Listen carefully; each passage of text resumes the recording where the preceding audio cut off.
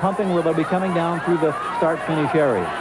Well, the main group is really relaxed right now. They're pedaling along easily. They're really not that worried about the breakaway. I'm a little surprised. There's only 50 miles left, but those 50 miles are going to be the toughest 50 miles of this bike race. And the lead that's now enjoyed by that breakaway Fiveson has stretched out to well over 2 minutes as we've reached the 110-mile mark of 165. Now, the site of this competition is located less than 100 miles from one of the most unusual cities in the world, the city of Venice.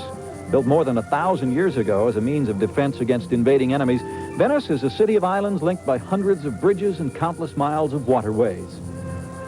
And, of course, no trip to Venice would be complete without at least a few minutes in one of the water taxis that ply the many, many waterways and canals of this amazing city. It's truly fascinating what they've done over hundreds of years here. It really is. I think the road race might be a little tougher here on the canals than they are on the hills of Montello. Well, for some, the thought of competition in Montello might be the farthest thing from their minds. Outside the city, well, the Montello region is a land of architectural delights, be it sprawling castles such as Conigliano, or perhaps a quiet villa overlooking the vineyards and the farmlands of the Asolo Valley. Not too far away, a covered bridge spanning the River Brenta at Bassano del Grappa, dating back to the 1200s, or the simple elegance of a World War I monument adjacent to the road course where the quest for the World Championship now presses on. And it's still 5 men battling in front, a Frenchman, a Dutchman, a man from Ireland, riders from Italy and Denmark. A 5-man breakaway here with less than 60 miles to go for the World Championships in cycling. We'll be back with more from Northern Italy. And now, back to our studio in New York.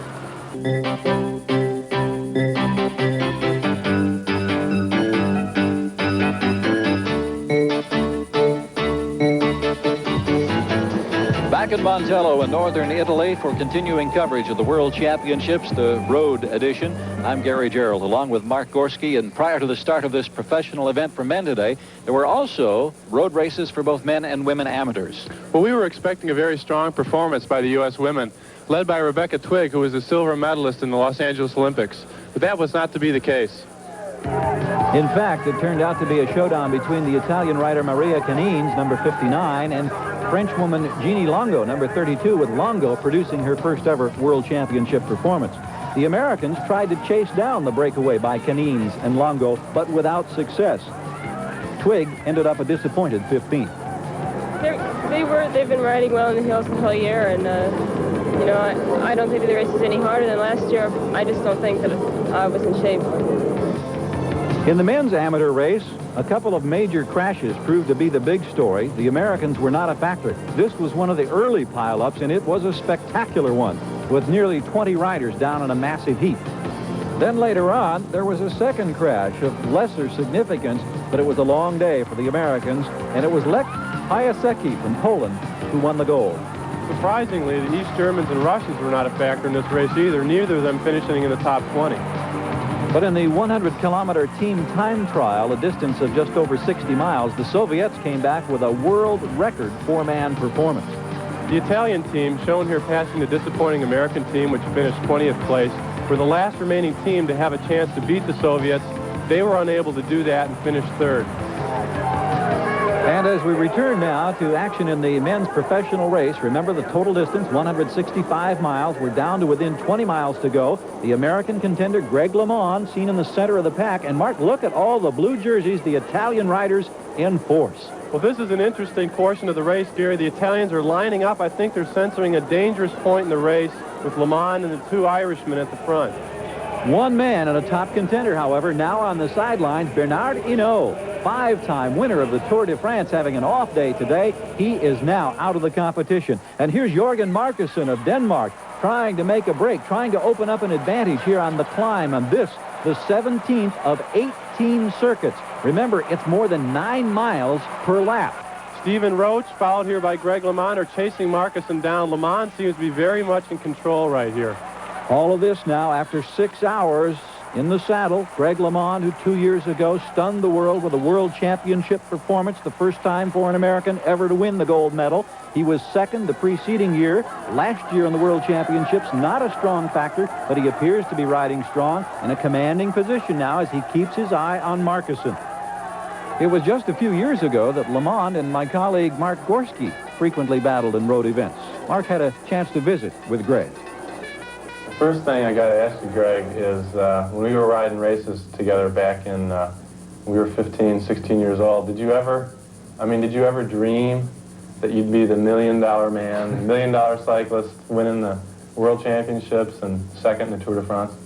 I don't know. I never thought I'd come this far, no. But yeah, after I started winning a lot in America, I thought maybe I had some international potential in that, and I started I raced in Belgium when I was a junior, 16 years old, 17 years old. I was there, I remember. Right, and then I said, God, I could be a professional. And that's what I wanted to do. But you know, after I was 16 years old, I decided I wanted to work towards a professional career and make it a career. And if I didn't, wasn't successful by the time I was 22, I was going to quit.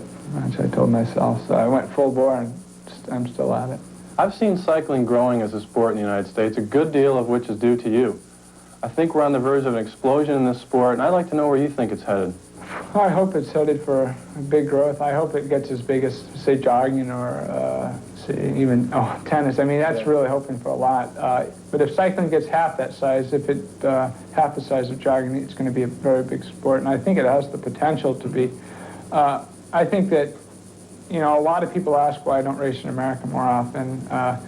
So it would help the sport. And I honestly believe that me racing in the big international races where the top competition is, where it really counts internationally for road racing, is going to help cycling more than anything. And I hope that as the cycling gets bigger and there's more races in America, I'm going to go back there and race. I got to ask you before we quit, how do you like being a dad? Oh, it's great. Yeah, it's better than being a world champion, I'll tell you that. And right now in northern Italy, Greg LeMond seeking a second world championship, very much in the hunt as he pursues the new leader of the race. It's one of the Italians, Marino Argentine. And Mark, here's a rivalry that dates back a couple of years. Gary, this is a real interesting story here. Greg LeMond is getting a little revenge here against Marino Argentine, who virtually sat on Greg's wheel, drafted off Greg nearly the whole championships in 1983, and there's no way that Greg wants to see Marino Argentine win this world championship in his home country. And you can see now, before the masses, the hundreds of thousands here in northern Italy, that the pack has begun to spread out just a bit. It's Argentine in the lead. LeMond pursuing the rest of the contenders, now strung out as we near the final stages in this world championship pursuit. Only the strongest riders left at the front of the group right now. I see number 12, Claude Papillion, the defending world champion. And Argentine has been caught. That's Mike Wilson of Australia in the white jersey, who has led a break now and has moved to the front.